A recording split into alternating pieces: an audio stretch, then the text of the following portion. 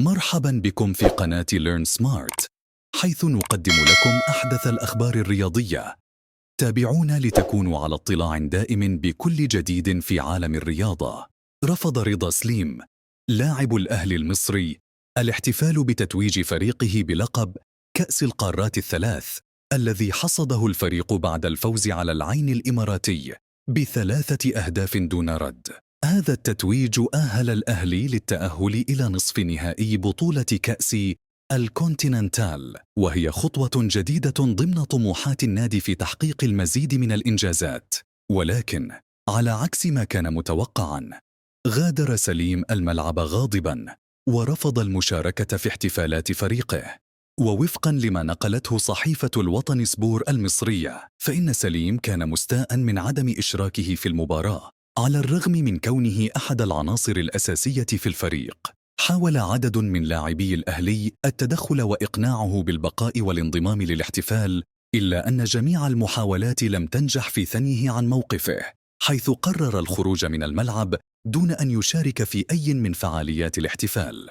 تميزت المباراة بأداء رائع من اللاعبين الدوليين المغربيين يحيى عطية الله وأشرف داري، اللذين شاركا مع الأهلي وساهما بشكل واضح في فرض السيطرة على مجريات اللعب، في حين شهدت صفوف العين الإماراتي مشاركة النجم المغربي سفيان رحيمي الذي قدم أداء جيدا رغم خسارة فريقه.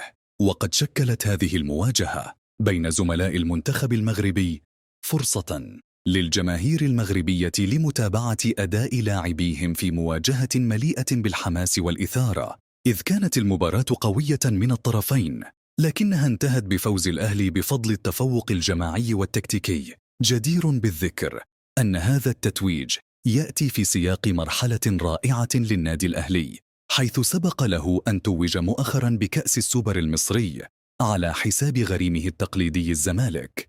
كانت مباراة السوبر قد أقيمت في الإمارات ضمن بطولة مصغرة، ونجح الأهلي في الظفر باللقب بعد مباراة صعبة انتهت بفوز الفريق الأحمر بركلات الترجيح، مما يعكس الاستعداد القوي للأهلي وقدرته على المنافسة في عدة بطولات.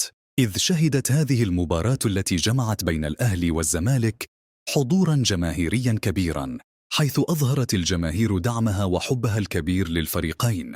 وبهذا الانتصار الأخير في كأس القارات الثلاث، يواصل الأهلي مشواره نحو المزيد من البطولات، مما يعزز مكانته كأحد أبرز الأندية في القارة الإفريقية. في حديثه بعد المباراة، عبر المدافع المغربي يحيى عطية الله عن سعادته بالتأهل إلى نصف النهائي كأس القارات للأندية، مؤكداً على فخره الكبير بتحقيق هذا الإنجاز مع الأهلي، وأعرب عن أمله في أن يكون هذا التتويج مجرد بداية لمزيد من النجاحات مع النادي. وصرح عطية الله في مقابلة مع الموقع الرسمي للأهلي قائلاً: أنا سعيد جداً بالفوز بلقب جديد مع الأهلي، وسعيد بالاحتفال مع جماهيرنا الوفية. لقد حققنا فوزاً كبيراً على فريق العين الإماراتي، واستطعنا فرض أسلوب لاعبنا منذ بداية المباراة، وهو ما منحنا الأفضلية وساعدنا على تسجيل 3 أهداف جميلة. وأضاف: التتويج مع الأهلي له نكهة خاصة مع وجود الجماهير التي تساندنا وتدعمنا بقوة من المدرجات. أشعر أن اللعب لهذا النادي الكبير فرصة عظيمة، وأتمنى أن يكون هذا الموسم مليئا بالإنجازات، وأن أساهم في إسعاد الجماهير.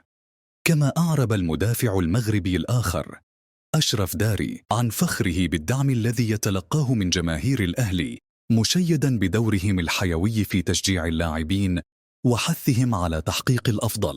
وأوضح داري أن هذا التتويج هو خطوة أولى نحو تحقيق المزيد من البطولات مع الأهلي، مشيراً إلى أنه سيعمل بجدية لتقديم أداء متميز والمساهمة في تحقيق الألقاب. في حديثه للموقع الرسمي للنادي، قال داري: لقد نجحنا في التغلب على العين وتوجنا بلقب كأس القارات الثلاث بعد مباراة قوية قدمنا فيها أداء رائعا. الأهلي ناد يمتلك تاريخا عريقا وجماهيرا رائعة، وكانت مؤازرتهم لنا في استاد القاهرة مميزة للغاية. أشعر بسعادة غامرة لأنني لعبت أولى مبارياتي مع الأهلي هذا الموسم، وسأبذل قصارى جهدي لتحقيق المزيد من الألقاب. وأضاف داري: منذ انضمامي إلى الأهلي تلقيت دعما كبيرا من الجماهير، وهذا يجعلني أشعر بالفخر والمسؤولية تجاههم. أتطلع إلى كتابة تاريخ جديد مع هذا النادي العظيم، وأتمنى أن أكون عند حسن ظنهم دائما. وفي سياق آخر، عبر خورخي فيلدا مدرب المنتخب المغربي للسيدات عن إعجابه الشديد بالأداء الرائع الذي قدمته لبؤات الأطلس في المباراة الودية ضد منتخب السنغال، والتي انتهت بفوز ساحق للمنتخب المغربي ب7 أهداف نظيفة. في تصريحات له بعد المباراة قال فيلدا: أعتقد أن المنتخب المغربي للسيدات قد حقق نقلة نوعية في طريقة اللعب، حيث أصبح الفريق يتمتع بأسلوب مميز وجذاب، وهو ما كنت أعمل على تطويره منذ استلام قيادة الفريق. الأداء الهجومي القوي الذي شاهدناه اليوم هو انعكاس مباشر للتطور الذي يشهده الفريق، ونحن نخطط للمضي قدما في تحسين الأداء استعدادا لكأس أفريقيا للسيدات.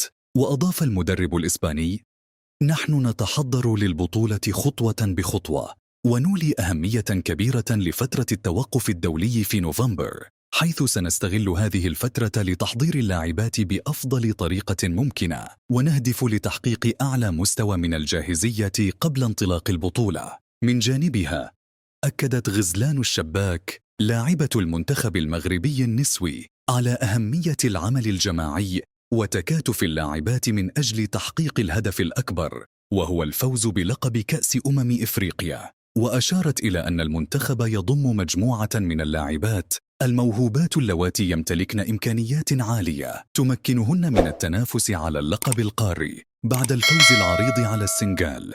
قالت الشباك: الحمد لله على هذا الفوز الكبير، ولكن رغم النتيجة العريضة فإن المباراة لم تكن سهلة في بدايتها. واجهنا فريقا قويا في بداية المباراة، لكن بفضل تكاتفنا وتمسكنا بأسلوب لعبنا تمكنا تدريجيا من فرض سيطرتنا وتسجيل عدد كبير من الأهداف. وأضافت: هذا الفوز سيعطينا دفعة معنوية قوية ويزيد من ثقتنا بأنفسنا، خاصة ونحن نستعد للمباريات القادمة التي ستكون أصعب وتتطلب منا المزيد من التركيز والعمل. وتابعت الشباك: سنواصل العمل على تحسين أساليب اللعب وتطبيق خطط جديدة في المباريات المقبلة، لأن كأس إفريقيا التي ستقام على أرض المغرب تمثل تحديا كبيرا بالنسبة لنا. لدينا حماس كبير وتطلعات عالية لتحقيق اللقب وإهدائه لجماهيرنا الوفية التي تقف دائما بجانبنا. وأوضحت أن النسخة السابقة من البطولة شهدت تقدم المنتخب المغربي النسوي حتى كاد أن يحرز اللقب، وقالت: هذه المرة لن نرضى إلا بالفوز باللقب، سنبذل كل ما بوسعنا للوصول إلى الهدف المنشود، وسنحارب في كل مباراة من أجل تحقيق حلمنا وإسعاد الجماهير المغربية التي تساندنا في جميع الظروف.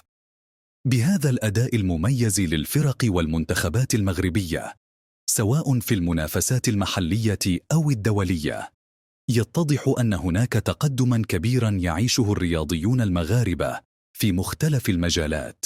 وفي النهاية، نشكركم على متابعتكم ودعمكم لنا. نلتقي في الفيديو القادم.